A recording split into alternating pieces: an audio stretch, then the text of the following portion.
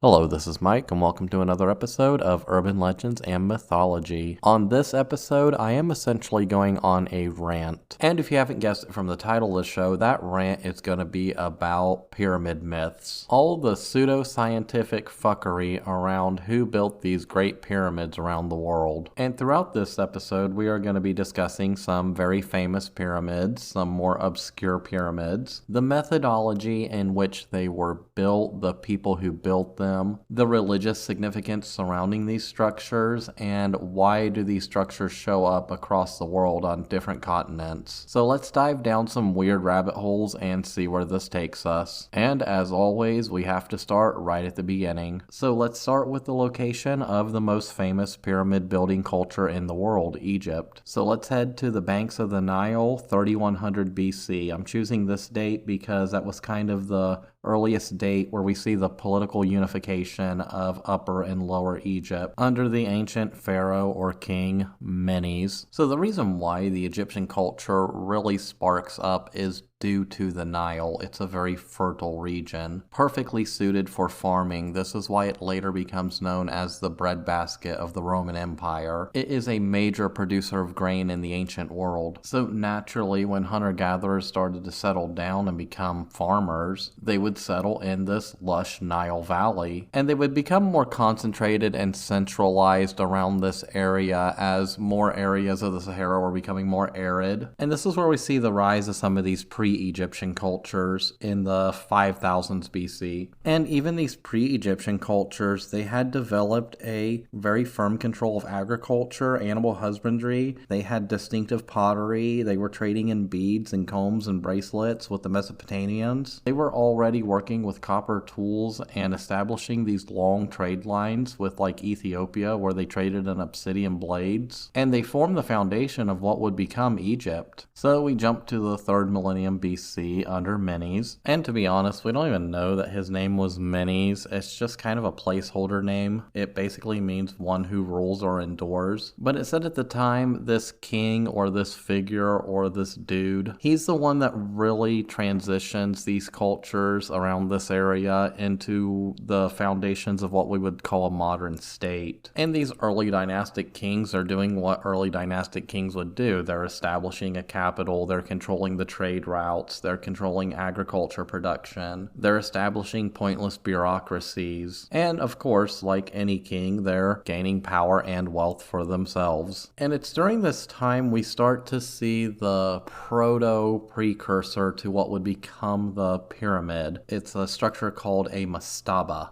Now, what the hell's a mastaba? A mastaba is essentially a type of ancient Egyptian tomb in the form of a flat-roofed rectangular structure with inward sloping sides. It's usually constructed out of either mud bricks or limestone. They're essentially stone burial mounds for the royals and the elites. Now, mastabas were about 10 meters or 30 feet to us Americans in height, and they had this length to width ratio of about 1 to 4. They were often about 4 times as long as they were wide. So let's say your average mastaba is, let's just use really easy numbers here. Let's say it's 100 feet wide. It would be 400 feet long and about 10 meters high or 30 feet high. It basically looks like a pyramid where the top is just completely gone. And this all ties into the Egyptian belief of the afterlife because the afterlife was kind of centralized in their religion. Kind of like how in Christian culture the afterlife is central to that religion. And it's in mastabas where we start seeing the earliest signs of what would appear in later pyramids. For example, these mastabas were oriented north to south, which was believed by ancient Egyptians to be critical for access to the afterlife. And the top of the mastaba itself served as kind of like a temple. So you would go there and there'd be this little like chapel inside and you would make offerings to the deceased. And these offerings had to be things like food, for example, because it's believed that you still had to sustain yourself in the afterlife. Now, the top of the mastaba was basically a stone burial mound with with a temple in it for offerings. And the interior of this temple area would be highly decorated. There would be paintings covering the walls and the ceilings. There would be carvings in the limestone of things like animals and palm trees, for example. And some of them, especially for the really powerful, really wealthy royals, they would be extremely extravagant. They were basically set up to look like a palace. But this is kind of important because this is essentially where he lives in the afterlife, so that makes sense. It's also a status thing. It's saying, look how powerful and wealthy I was, let me show off my wealth because, humans are human. Now that was kind of the upper part of the mastaba. The true interior of the mastaba was underground. It was these deep burial chambers that were cut into the bedrock. This is where the body would be laid, and then there'd be another chamber which would contain all the stuff that the pharaoh would need in the afterlife, so beer and grain and clothing, etc, etc, etc. And we would also see in mastabas these small openings that were kind of cut into the masonry, and these openings would lead to like a small effigy or a statue of the pharaoh, and it was believed that the soul, or Ba, would use these openings to exit and return to the body, and the soul had to return to the body occasionally or it would wither and die. And I'm going into extreme detail on mastabas here because this is all stuff we see later in pyramids, and people are like, well, why is that? Now, these shafts were also meant for the burning of incense or fragrance to kind of reach that statue. It was like we archaeologists say when we don't really understand something, it was for ceremonial reasons. And that little statue, that effigy, it was important in this culture. I don't know exactly why. Like, there were all these little details, like it had to be oriented in a specific way, and priests, they would shout these incantations down these little tunnels or shafts or whatever so the statue could hear these spells and incantations or prayers, and that all kind of links up with the soul of the deceased. So I guess what I'm getting at was these weren't just boring, mundane burial mounds. These were centers of religious practice. These were busy places where people were coming to make their offerings. They were offering up prayers and etc, etc. And mortuary cults would form around these mastabas, and people would come, and even the more elaborate mastabas, they had like open courtyards and columned halls, places where these early Egyptians would come to conduct animal sacrifice. They were basically temples. And during this time in pre-dynastic and early dynastic Egypt, this was the standard burial tomb for the pharaoh and the political elite. And these mastabas would go on to essentially evolve over a period of like 500 years. While they might have started out as mud brick and limestone burial mounds with a little temple complex, they eventually evolve into very elaborate structures. And mastabas never really go out of style. In fact, on Giza, there are over 150 mastaba tombs that have been constructed alongside the pyramids. Now, in the Middle Kingdom, they kind of have this revival, but they're not the big elaborate mastabas that we see in the old dynasties. They're more simple. They're solid structures with paintings only on the outsides. But by the time of the New Kingdom, around 1550 BC, the mastaba starts to become a little more rare. They fall out of fashion because, they're targets for robbery, and they kind of become superseded by independent pyramid chapels above a simple burial chamber. So there's your lesson about mastabas. And once again, this is important because if you want to study how a pyramid is made, you first have to study how these proto-pyramids were made, these mastabas. Because these things existed for a period of over 500 years before the pyramids were created, and they lay a lot of the foundations that we see later in pyramid construction. And this shows definitively that this all started somewhere hundreds of years before the Great Pyramids at Giza were built. And as we go further into our story, you will see that there was trial and error, there were screw-ups. The Egyptians had to learn how to build these things over a period of hundreds of years, multiple generations before they finally got it right. And this is a thing that a lot of the pseudoscience fails to understand. They ignore this long history of these proto-Egyptian and these early Egyptian cultures who laid the foundations of what was to come. A lot of these self-proclaimed experts, they just think that these people went from living in mud brick huts one day to just building the Great Pyramid out of nowhere. And then they're all like, well, how did they do that? They had to have some kind of divine help or some alien help. There's no way. They had to have some advanced technology or whatever, yet they conveniently ignore the archaeological history that is in front of them, which clearly shows that this took humans hundreds of years to get right. And it's also a good reminder that Egyptian history doesn't start at the Giza Plateau. By the time the pyramids come around, Egypt has been a state for at least half a millennia. And even before that, people had been living and farming and creating in this region for thousands of years. And even the early mastabas, they weren't perfect because they're mostly gone today as far as we know. They were simple mud brick constructions, glorified burial mounds. They had to learn through trial and error how to build mastabas. And the reason we don't find like the earliest kings of this era was because they weren't even buried in mastabas. Before the mastaba, the early Egyptians simply buried their dead in pit graves just laying on a mat. And they kind of just started building these mud brick constructions over these sites in order to protect them against scavenging animals or grave robbers. And it all evolves from there. So now let's skip about 400 years to the future with the pharaoh Djoser. Mud brick and limestone mastabas are still the primary form of burial temples. However, they are getting bigger and more elaborate because with time, you learn. Now, the capital of Egypt at this time is Memphis, and right outside of Memphis is the Saqqara necropolis. This is essentially, a giant graveyard, and it's filled with mastabas of the elite. And it has these big walls and these columns because, it's a big giant funerary complex. And if you look at photos of this area today, and I'm not just talking about the Step Pyramid, but look at photos of Saqqara, just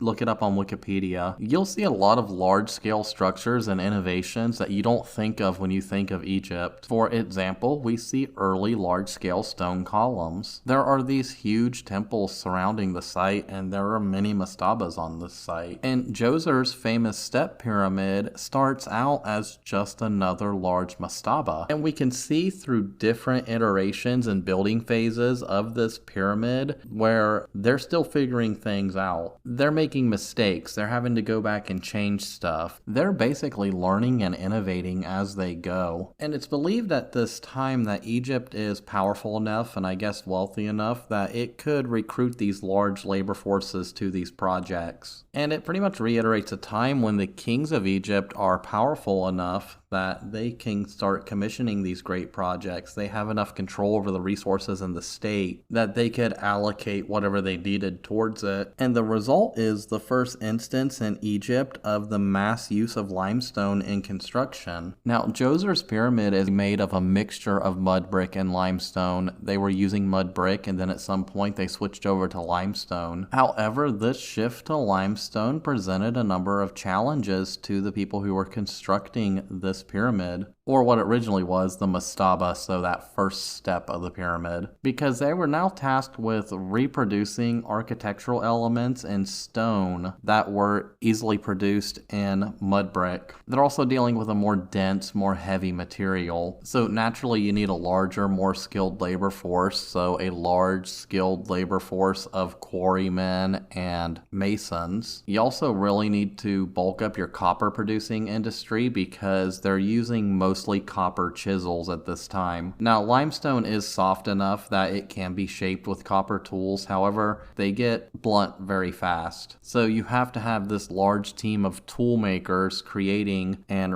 resharpening these copper tools on a full-time basis. And where do you get that copper? Well, you have to mine it. So you have copper mines, and those require a labor force, and those require their own tools. Or, you can trade for it with other cultures in the region. So there are these huge logistical challenges and these complex chains of material and support all going in to create something that hadn't been quite created before. But this was a time when Egypt was powerful, the state was powerful, the kings were powerful, so they could make it happen. And to be honest, they didn't have to make it happen through slavery. At this time, there is no evidence that Egypt had slaves during these dynasties. Even the Great Pyramids at Giza were not built by slaves. slaves. Want to dispel that myth right now. Because the pure fact of the matter is, Egypt didn't need slaves. There was enough people living in this region that the need for slavery was unnecessary. Basically, going out and building a mastaba or a pyramid is a job. It's your day job. And in every Egyptian town, village, city, settlement, whatever you want to call it, all along the Nile, there were these like recruiters that would come in. And they'd come in and they're just like military recruiters. Hey, are you sick of the mundane life of farming? Why don't you come join us? We're doing cool stuff over here. We're doing it in support of the state and the king, and you can learn some cool skills and meet some cool people. And you're going to get a lot of tax breaks too, and it's going to be awesome. We're going to provide housing and everything you need. Oh, and your paycheck? It's going to include beer. How awesome is that? And people were like, hell yeah, sign me up. I hate farming. Farming's stupid. I'll go work in a quarry or make copper tools or drag stones or whatever. I'll apprentice under some guy for 10 years who's going to teach me how to carve limestone. And this was work that people were proud to do. It's like the people in the construction industry or like, I don't know, the bridge building industry. There's a sense of pride in it all. There's that sense of, hey, look at that building over there, or hey, look at that bridge over there. I built that. And the people and the technology and the power of the state all come together at this particular time to create this structure. And basically what comes out of it is a 60 meter or 200 feet, roughly 205 feet technically, 6-step pyramid. And it was built over a period of like 6 different building phases. And it was originally planned just to be like a really big mastaba. It rose to about 8.4 meters tall or about 28 feet. And like the mastabas, it had this large underground burial complex with all these burial chambers, and it was gonna have the temple and all this other stuff. So they build the original mastaba, and then they decide they want to create some more underground burial chambers for the royal family, so they dig those out and then they extend that mastaba even more. And they're doing this all with like a core of cut limestone. And it took it from having a square ground plan to a rectangular ground plan. However, it still topped out at only like 28 feet, which was actually a few feet lower than the 34-foot high enclosure wall that kind of surrounded the whole complex. Now, Egyptologists and archaeologists are still kind of divided on this, but a lot of people think that the motivation behind this pyramid was so that it could be seen from Memphis, and that original mastaba was just too low. It didn't even peek out above the walls. And then there's this other camp that says that they set out from the beginning to create a pyramid. I'm kind of in that first camp. I think they wanted to build a really big mastaba,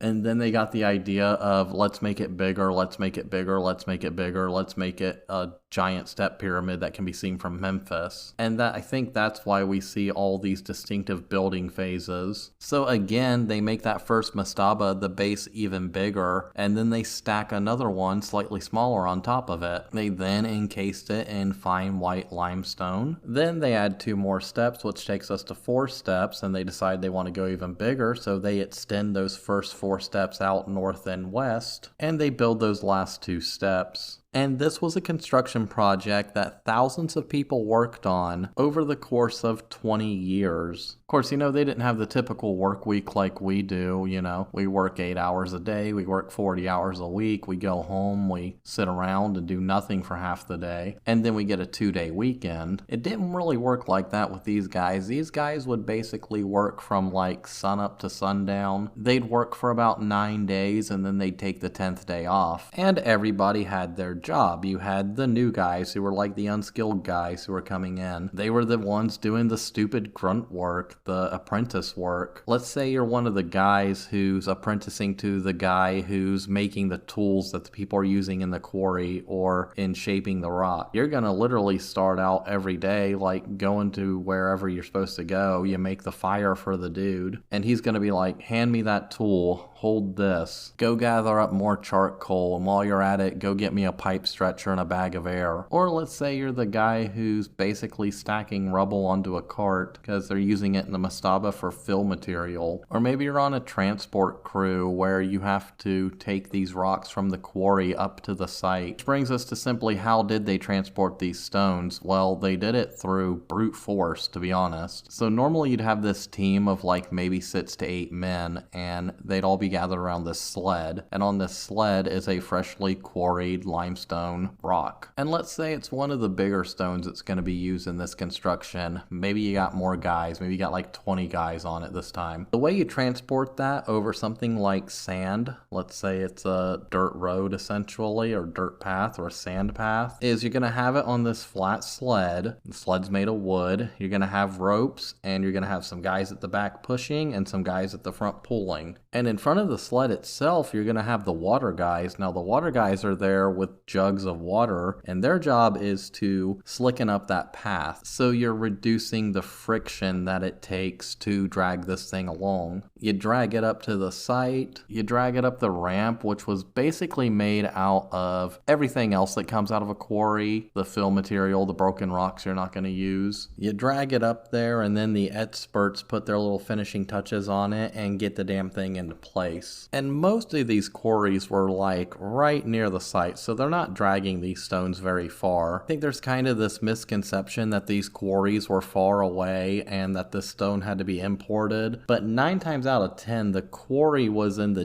general vicinity of the pyramid. And to be honest, these crews were probably only dragging a few large stones a day, because remember, this is a 20-year project. It's not like in today's world where if I want to go out and build a house, I can have it done in a few months. This is a sacred burial site that means a lot to a lot of people, and this is a state project. There's no big rush to get it done. However, when the step pyramid is finished, it is the biggest limestone structure the Egyptians ever created. It's a marvel, and it kicks off the subsequent pyramid building phase that we would see throughout the next 2 dynasties. But it was through building the step pyramid and it going through all these revisions where the Egyptians really learned how to build pyramids. But they weren't perfect. This was just a basic step pyramid. We still have a very long way to go before we get to the Great Pyramid at Giza. Next, I'm going to discuss 3 pyramids that everybody seems to always skip over. And I don't know why, because these show important transitional phases in pyramid construction, and it shows that the Egyptians were still trying to figure things out. So we're at the end of the 3rd dynasty, around 2613 BC. And the last pharaoh of the 3rd dynasty is a man named Huni. And Huni is believed to be the next one to have a go at building a pyramid. And while there are some other mastaba or pyramid type complexes associated with Huni, these are the more primitive mud brick mastaba construction and more traditional. It's believed that he laid the groundwork for the construction of what's now known as the medium pyramid. Now this pyramid is really the next evolution in pyramid design. It becomes Egypt's first kind of attempt at a straight walled pyramid. And while some people believe that it was finished and it resembled what we believe to be a modern pyramid, it partially collapses, and what we mostly see today is like the bottom part and the inner core.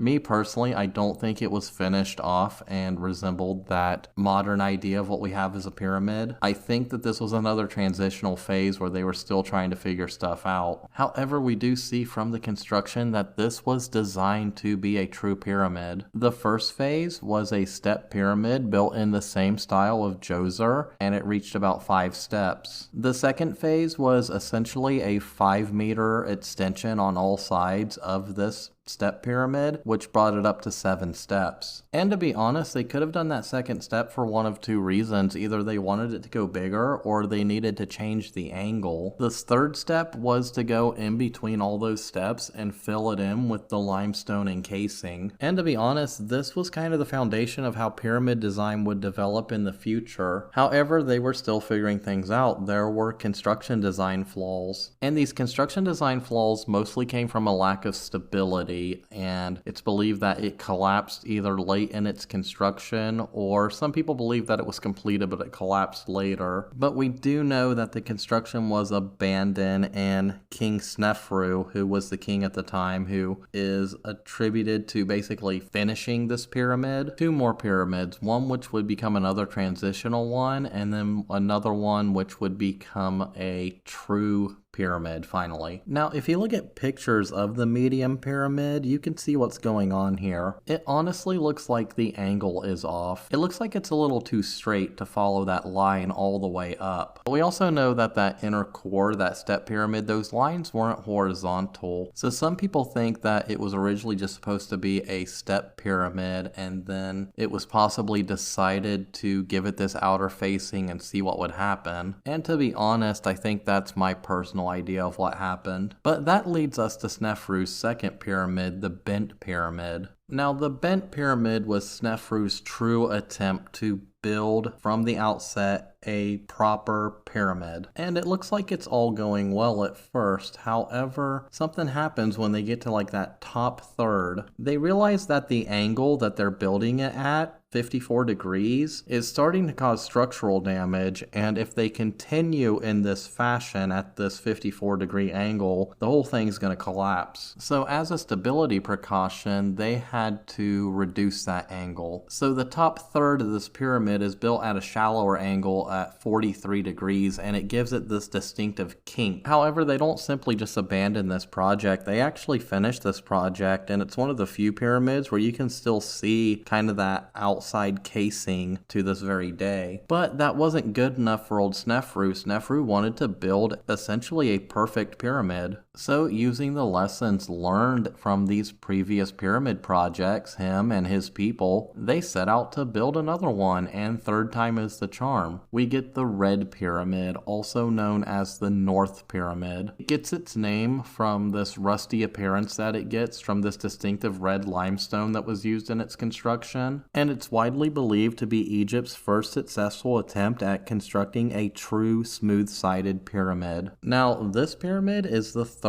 largest Egyptian pyramid after those of Khufu and Khafre at Giza, and taking into account lessons learned from the construction of the bent pyramid, it started out angled at 43 degrees, which kind of gives it a squat appearance. And this was a massive achievement. This is the culmination of over 500 years of work going from a mastaba to the true form of a pyramid. Essentially half a millennia of learning how to properly stack rocks on top of each other so they don't come tumbling down. And we can see throughout the construction phases of these pyramids that I've just mentioned that they were learning the whole way. They were improvising, they were evolving their techniques, and by the time we get to his successor, Khufu, they have the tools, they have the know-how, they have the ability to truly create a pyramid. So unlike what everybody believes, the ability to build a pyramid did not come out of nowhere. Egyptians didn't just wake up one day and just naturally have the knowledge to construct the Great Pyramid at Giza. It took centuries of trial and error and technological advance, which this does bring us to Giza and Khufu's Great Pyramid. Now, I'm not going to go into the actual construction of the Great Pyramid. I've been talking about pyramid construction for almost a half hour, and if you don't have at least an extremely base understanding of it and how it evolved at this point, then I don't know what to tell you. Maybe join those idiots who just sit around all day rotting their brain on TikTok reels. We know how the Great Pyramid was built because we just saw how the Bent Pyramid and the Red Pyramid was built. At this time, Egypt had finally figured it out. They had it down to a science. And it wasn't just advances in building science. These people were also advancing in other sciences as well. Because it's around this time when we start seeing advances in things like mathematics and astronomy. And the advances in mathematics are great. It basically comes from real-world applications of these building projects. And the advances in things like astronomy is heavily tied to their religious practice. And since the dawn of time, man has been interested in things like the stars and what's out there. And for the longest time in the ancient world, priests were your best astronomers. They would look up at the night sky and they would see the movement in the universe. They would calculate that movement, and if that movement meant something significant to them in a religious way, they would document it. And to be honest, these weren't dumb primitives. People dedicated their lives to this stuff. But with these advances in things like astronomy and the priests kind of leading the way, they started arranging their funeral complexes according to astronomical signs or stars in the sky. And this isn't new as far back as the earliest mastabas, they were aligning them north to south for religious purposes or astronomical purposes. And as that evolves over time, it gets a little more precise. Now you can align your newly built tomb or mastaba or pyramid to point at certain stars, or maybe have the sun shine through the doorway at a certain time of year. And this is nothing new. The monolithic structure of Stonehenge has been doing this for,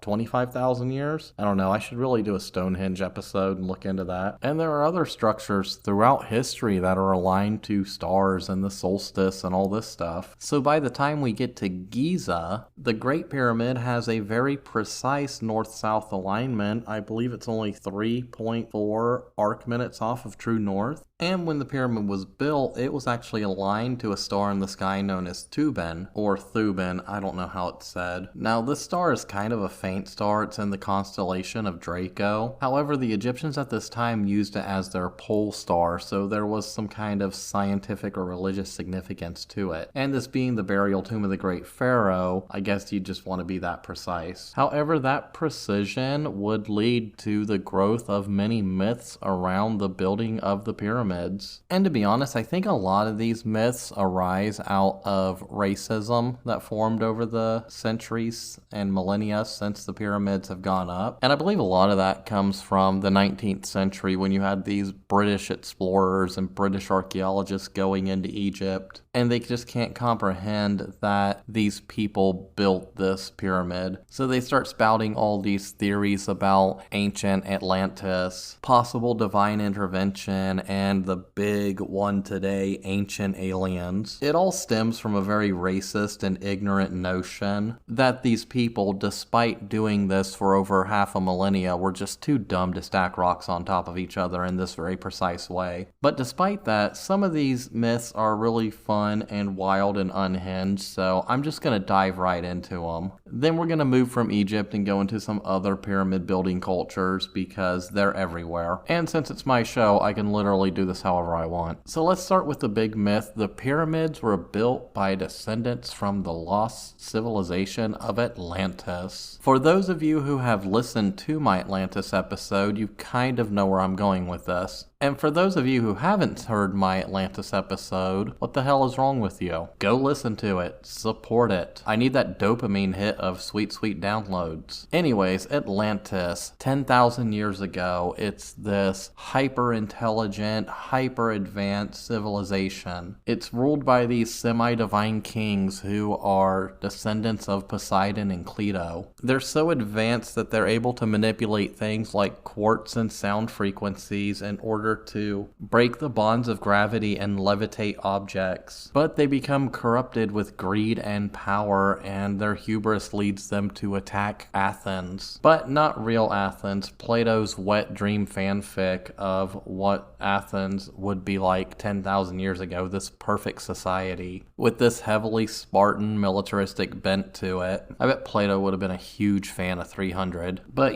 for reasons that are probably best left discussed elsewhere. So Athens defeats Atlantis, and then Atlantis is plunged under the sea via the wrath of the gods. But not all the Atlanteans were killed, so they got into their floating hovercrafts made from quartz and acoustic levitation or whatever. And to be honest, they're probably just like flying saucers or like private jets or something. So they get onto their private jets. And I guess others get onto like their ultra modern super yachts. Because hey, super advanced society, there's going to be some rich assholes with super yachts. My yacht has a garage for its fleet of speedboats. And I guess the Greek gods were just okay with these Atlanteans just going elsewhere, and they spread elsewhere. Now, they go back to the Mediterranean, but they decide, well, we're not going back to Greece, look what happened, let's go to Egypt. And some are like, screw that, I'm gonna go to the Americas, or I'm gonna go to Asia, and they like spread out all over the world. So these super advanced, super intelligent people, they come to these places out in the middle of nowhere, in their like flying, flaming chariots. And there are arcs filled with refugees and, I don't know, a DVD set of all their divine wisdom, I don't know. But they descend upon these primitives who are also human, but they're primitives. They don't know how to farm or brew beer or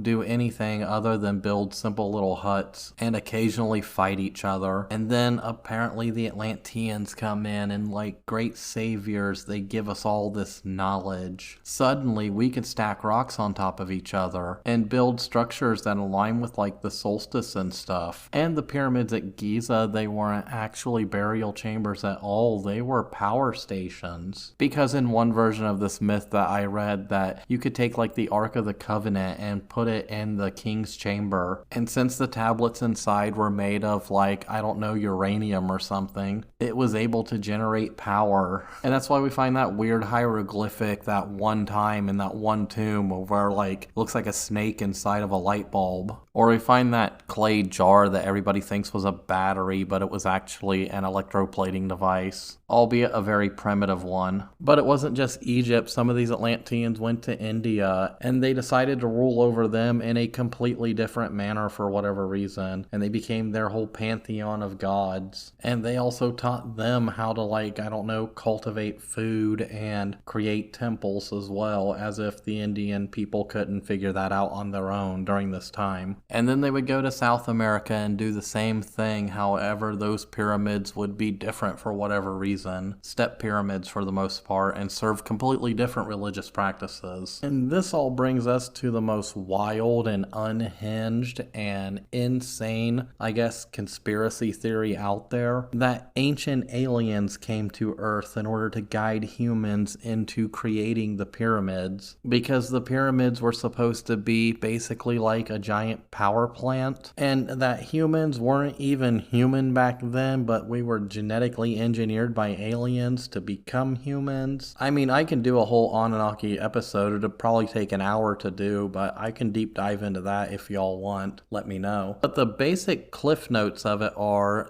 there is this planet out in the solar system beyond Pluto, almost to the Kuiper Belt. And like 10,000 years ago, this planet was already a highly advanced civilization. And if I recall, this planet was known as Nibiru. And the problem with Nibiru was, even though it was hyper advanced, it was heavily polluted by their industry. And this heavy pollution was just wrecking the planet, and they couldn't figure out how to solve this climate crisis. For example, the smog across this planet was so dense that the inhabitants hadn't even seen their own stars for generations. There was a constant smog in the skies, and the planet was heating up. And the scientists were basically frantically trying to find some method in order to reverse this, because I guess just not relying so heavily on industry just wasn't in the cards. So the scientists come up with the genius solution that gold can actually be used to break up pollutant molecules in the air. And this is actually true. Gold can break up pollutant particles. It has something to do with electromagnetic resonance, and it has to be directly hit by the sunlight to do this. And if you're on a planet that is further out than Pluto, then I guess you're getting very weak sunlight. So I don't know how they're figuring all this out, but you know, they're hyper advanced alien space species, so let's just go with it. However, the problem with Nibiru is it is not very rich in gold deposits, but there is another planet within our solar system that is heavily rich with gold deposits. And that planet was planet Earth. But they can't just relocate their whole civilization to Earth. It's not suited to them. For example, Earth is too close to the sun. Earth has a higher concentration of gravity. And Earth has these primitive primate creatures who are very warlike and may attack any crew attempting to come down to perform this task. And the other thing is, Earth is extremely far away. It is a long journey to Earth. So a reasonable civilization would probably opt to mitigate their risk and just mine some giant asteroid in the Kuiper Belt, because it's right there. You can literally obtain all the gold you want out of Kuiper Belt objects. You don't have to travel halfway across the solar system to get them. Nor do you have to deal with a bunch of primitive, brutish creatures that are about half your size but could probably overwhelm you in any kind of fight. Or, I don't know, a hyper advanced spacefaring civilization, they could have sent robots robots to do it all. But because of good storytelling, they decide we're going to take this long, dangerous journey to this weird planet, and we're just going to make our slaves go down there and mine all this gold. And oh yeah, this planet, they had slaves. It was another race of, I guess, aliens that they conquered and enslaved and then been enslaving them for thousands of years. So they get to Earth and they put their slaves to work and everything's going okay. They're mining this gold and they're shipping it back and they're using it to, I don't know, clean their atmosphere or whatever. But for some reason, they keep demanding more and more shipments of gold to this planet because, you know, they don't like just shut off their industry and switch to clean energy or something. They're like still polluting just as much as they ever did because, I don't know, these people were fucking dumbasses. So they're like slave race of aliens or whatever. They build this city and it becomes the city of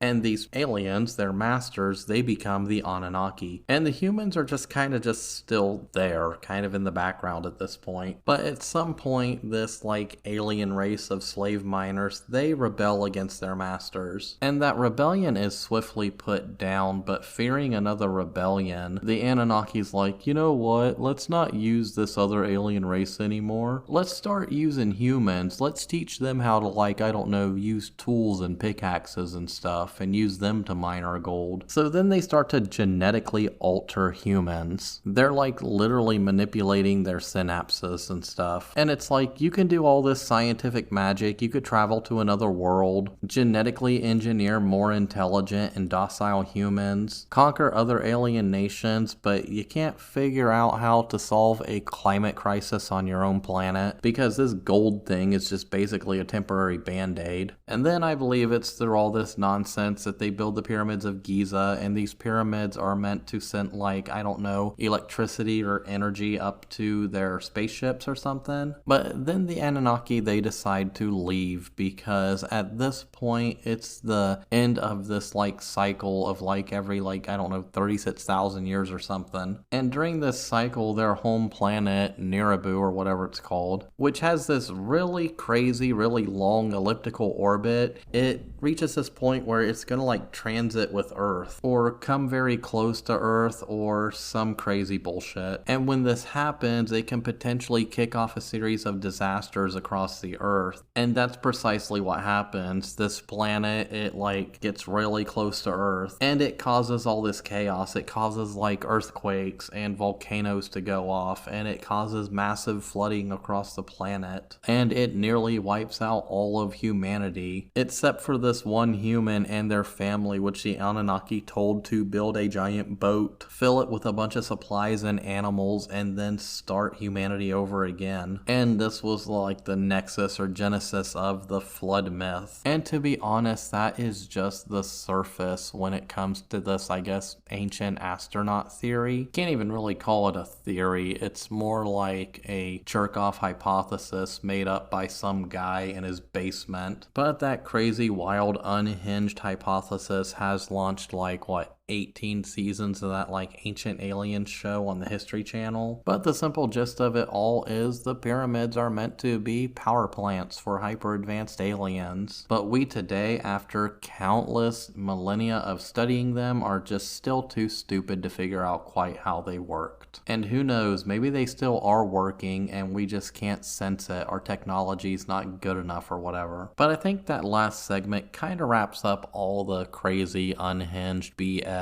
when it comes to whether or not humans were intelligent enough to stack rocks on top of each other. They were. And it's not just in Egypt where we get proof of this, because there are pyramids literally all over the world, independently built by thousands of different cultures, some standing the test of time better than others. And the best examples of these are the ones in Mesoamerica. Mesoamerica is littered with beautiful pyramids built by dozens of different cultures that date back to roughly around like 3500 BCE, and they were building pyramids up until the Spaniards came around and kind of ended the practice. And these people had been here in the Americas since at least 10,000 years ago. Now, some camps in archaeology argue that it's even older than that, up to 35,000 years ago. I'm kind of in that more conservative camp, around 10 to 12,000 years, but kind of doesn't really matter. Point is, they've been here for a very, very long time. But that that 10,000 year ago thing is up again. And what happened 10,000 years ago? The fall of Atlantis. And where did some of these refugees apparently go? Mesoamerica. And apparently,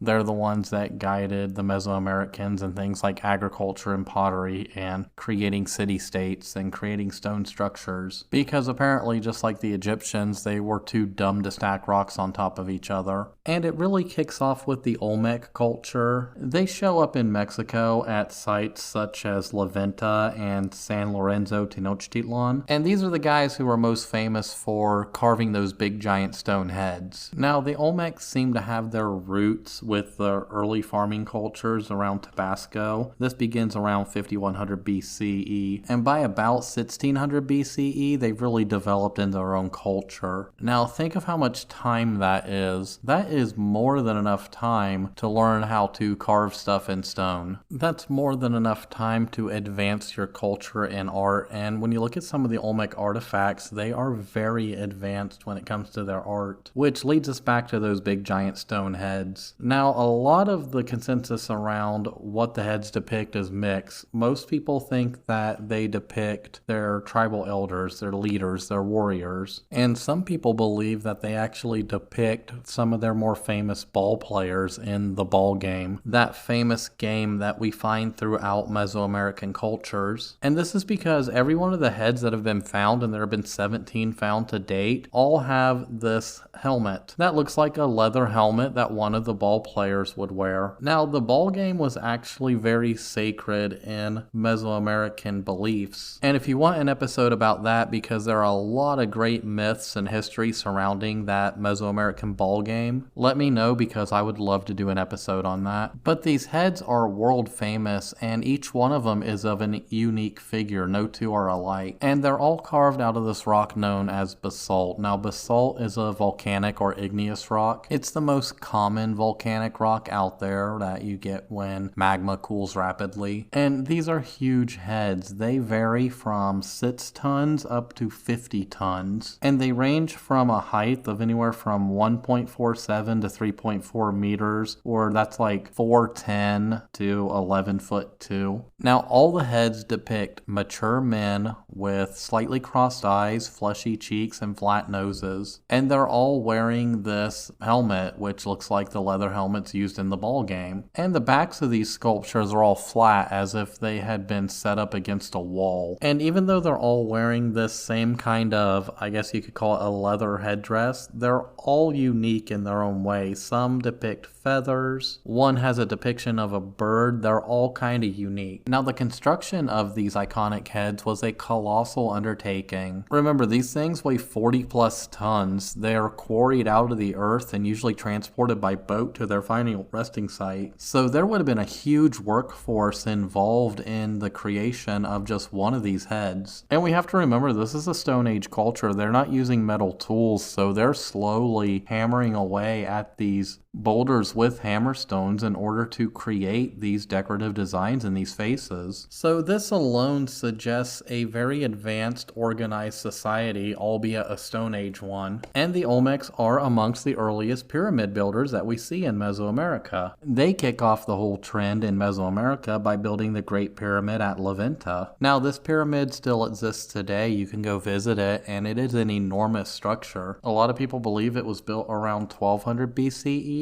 and it's the central building of this huge ceremonial complex. Now, this pyramid was made almost entirely out of clay. It's estimated to be about 110 feet high, and it's believed to contain an estimated 100,000 cubic meters of earth fill. Now, this pyramid itself has never been excavated. However, thanks to like a magnetometer survey taken in 1967, there's an anomaly in this pyramid on the south side. And there's a little bit of speculation as to what this is. It could just be burned clay. And some people think it's a cache of buried offerings to a tomb. But the Olmecs are kind of the granddaddy culture of all these cultures that would spring up later. And it's obvious that this was a highly advanced culture, and they were already building clay pyramids. It wouldn't take too long before we see that transition to stone via the Maya, the Aztec, etc., etc. Now, the only real myth that surrounds these culture is the Atlanteans came and taught them how to do all this stuff. But if like that were true, why didn't they do the same thing they did started in Egypt. Why did they remain a Stone Age society with religious practices around the ball game and human sacrifice, while the Egyptians went on to use copper tools and advance a little bit further and have a completely different pantheon when it comes to their religions? And if these people were Atlantean refugees, where the fuck's Poseidon in all this? I don't think Poseidon just becomes Quetzalcoatl one day. But then again, you always get these idiot ancient astronaut theorists or whatever they call themselves who come out saying that these people couldn't have built such great monuments and precise structures with their primitive Stone Age technology. And my response to that is always, where the fuck do you get that idea from? It's like, do they not think people had the time and energy and skill and drive to go out and create these monuments, especially if they're creating them for religious and ceremonial reasons? And it's like, nobody ever questions how the Romans and the Greeks were able to build those great structures, or how the Chinese were able to build their massive structures. But apparently when it comes to ancient Stone Age or ancient Copper Age cultures, they just cannot fathom the possibility that people can cut and stack rocks. I mean, that's kind of the whole point of the term Stone Age culture. You work with stone. I imagine after several generations and thousands of years of working with the damn material, they would get pretty damn good at it. Now, I'll be honest, at this point, I am just kind of glossing over a lot of Mesoamerican kind of pyramid building, because the mythology around it, those urban legends, those conspiracies or whatever, they kind of just recycle back into the same ones about Egypt. And after 4 recording sessions, I don't really feel like repeating myself. But if anybody really wants a deep dive where I drift away from this insane stuff into some real, like, religious myths surrounding some of these Mesoamerican cultures, definitely let me know if you want to hear that. The religions and myths that came out of these cultures are really fascinating. And to be honest, it was learning about the Aztec culture and the founding of Tenochtitlan, which is really what sparked that interest in me at a young age in history and archaeology. Like, I remember I was in like 3rd grade and I was reading this, I don't know, history book, and it was talking about the Aztec creation myth. And ever since then, I've just been completely fascinated. But I'm off on a tangent now. So let's get back into the whole thing. Pyramid myths. Why do we even have all these fringe hypotheses about how these pyramids were created and what they were created for? For one, I guess it's because it's good entertainment. 2, to be honest, we really didn't know what these structures were created for until the 19th century, because by then the Egyptian written language was lost. We were unable to read their hieroglyphs that they carved on their walls. So people started speculating wildly about this stuff. And I guess there was this idea of, how can this great structure just be a burial tomb? That doesn't make sense to me. And then it kind of stems into the mystery of just how these things were built, because we really don't have any archaeological evidence to show how these things were built. And it's simply because that archaeological evidence just doesn't get left behind after the construction phase. All that rubble and stuff just gets shoved into a pit somewhere, or I don't know, used throughout the structure, or recycled or reused or whatever. Now, the wild unhinged alien stuff, that's all fun to think about, and the crazy ideas that it's maybe a power generating plant or something, okay, that's fun science fiction. But it's also kind of a warning, because when you're digging down those rabbit holes, you have to ask yourself, am I ignoring the real history behind this stuff? And 9 times out of 10 we really are. But being human, we want to glom on to the easiest, simplest solution.